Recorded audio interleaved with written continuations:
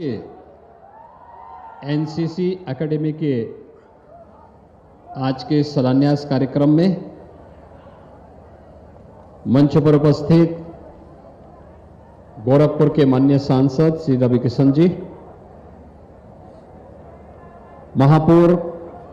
Doctor Manglesh Srivastava ji, माननीय विधायकगण श्री विपिन सिंह जी, श्री फतेहबहादुर सिंह जी, श्री महेंद्रपाल सिंह जी, श्री राजेश त्रिपाठी जी, श्री प्रदीप शुक्ला जी, अपर महानिदेशक एनसीसी निदेशालय Uttar Pradesh major general Vijay Vikram Kumar ji, group commander Gorakhpur group brigadier Dipendra Rawat ji, Bharatiya Janata party के जिला के अध्यक्ष युधिष्ठिर सिंह जी, महानगर अध्यक्ष श्री राजेश गुप्ता जी, आज के इस समारोह में एनसीसी से जुड़े हुए हमारे पूर्व व वर्तमान सभी अधिकारीगण, एनसीसी गोरखपुर ग्रुप के हमारे सभी एनसीसी कैडेट्स और इस अवसर पर इस कार्यक्रम के साक्षी बन रहे इस क्षेत्र के सभी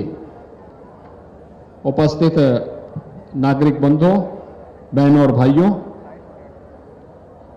आज मुझे प्रसन्नता है कि गोरखपुर में राष्ट्रीय कैडेट कोर का यह एनसीसी प्रशिक्षण एकेडमी के शिलान्यास का एक कार्यक्रम यहां पर संपन्न हो रहा है। इस अवसर पर इस गोरखपुर ग्रुप में जो 11 जनपद आते हैं, वहां के सभी युवा साथियों को मैं हृदय से बधाई देता हूं। हम सब जानते हैं कि राष्ट्रीय कैडेट कोर अनुशासन और एकता हमारे युवाओं में आए, इसके लिए आजादी के तत्काल बाद 1948 में देश की संसद में के एक एक्ट के अंतर्गत एनसीसी एकेडमिक एनसीसी निदेशालय का गठन किया गया और यह देश भर के युवाओं को अनुशासन के लिए और एकता के लिए प्रेरित करने वाला दुनिया का सबसे बड़ा वर्दीधारी संगठन होने के साथ ही हमारे युवाओं के लिए इस फील्ड में आकर्षण का और अपने कैरियर को आगे बढ़ाने का एक महत्वपूर्ण माध्यम भी बना हुआ है। हम सबका सौभाग्य है कि एनसीसी आज के युवाओं के जीवन का हिस्सा बन सके। देश के यशस्वी प्रधानमंत्री श्री नरेंद्र मोदी जी का यही विजन है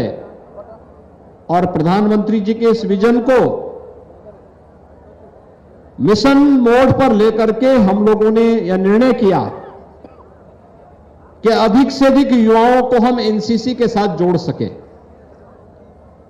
एनसीसी एकेडमी के माध्यम से उन्हें अच्छा से अच्छा प्रशिक्षण दिया जा सके। इसके लिए मैं धन्यवाद दूंगा कि यहां पे एनसीसी महानिदेशालय ने जो प्रस्ताव दिया था, उस प्रस्ताव के अनुरूप जिला प्रशासन ने लैंड उपलब्ध करवाई और अब प्रदेश सरकार की माध्यमिक शिक्षा विभाग ने धनराशि उपलब्ध करवा करके आज इसके शिलान्यास के कार्यक्रम के साथ हम सब यहां पे जुड़ रहे हैं। वास्तव में अनुशासन के बगैर जीवन में कुछ नहीं हो सकता और यह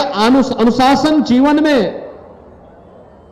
आत्मानुशासन से पैदा होता है। जो आप बिल करते हैं, जो आपका ये प्रशिक्षण होगा,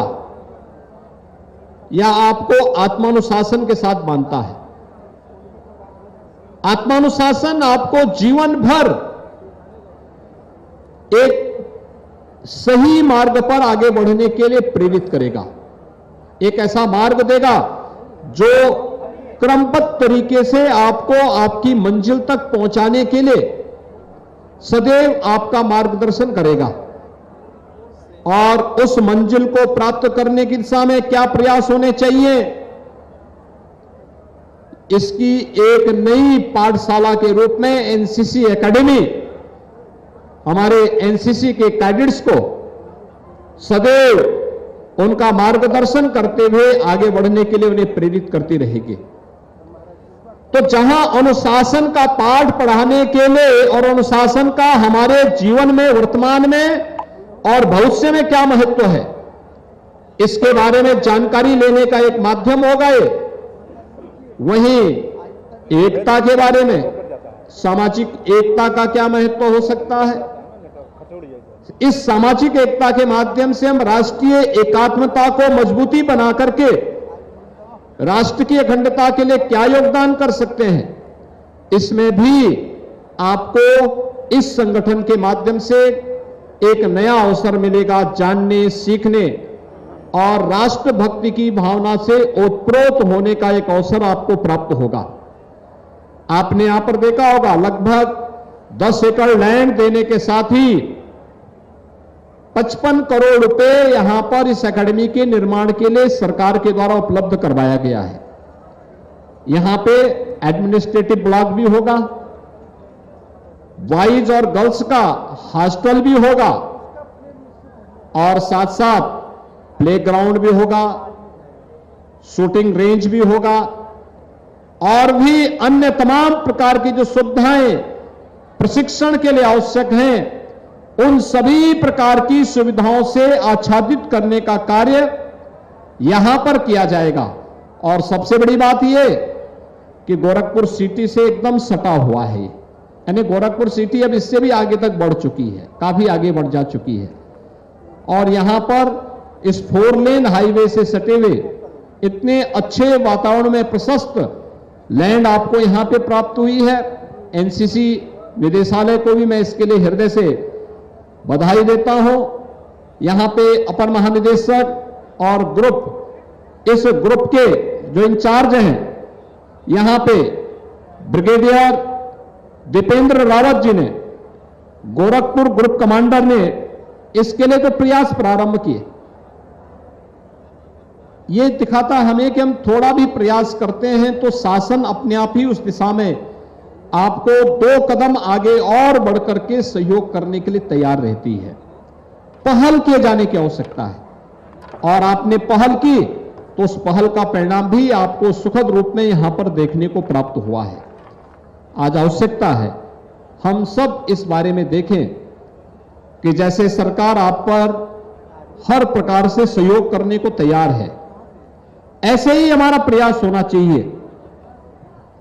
कि चाहे वह आपकी पढ़ाई लिखाई का हो, चाहे वह आपको जीवन में प्रशिक्षण देकर के एक सही मार्ग की ओर अग्रसर करने का कार्य हो,